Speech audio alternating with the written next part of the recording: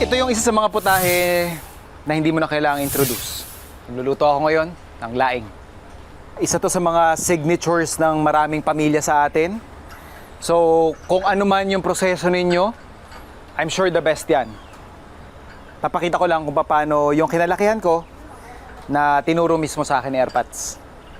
Unahin kong gayatin yung ating luya. So, guys ko lang yan.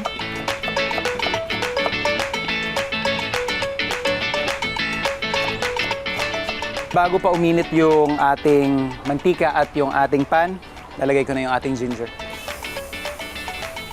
Sosotay natin siya ng hindi pa kukulayin. Kumbaga, i-infuse lang natin ng konti yung ating oil, saka natin lalagay yung ating bawang. Yung garlic naman natin, yan, bubuo.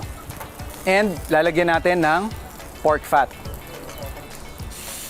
Kagaya ng luya natin, hindi ko siya intensyon na pag-brownin.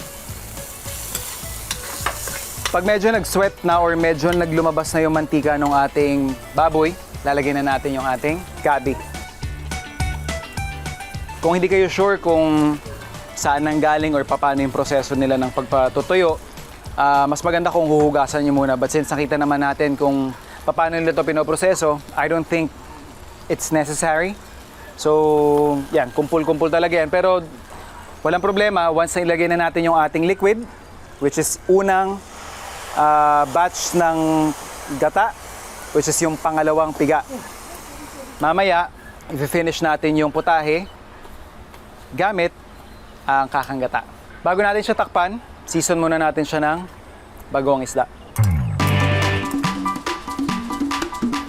And then, konting sugar.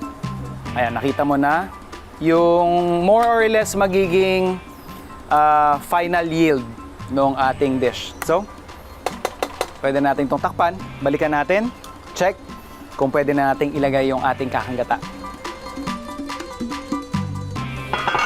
So ito, yan, naiga na siya, and malambot na rin.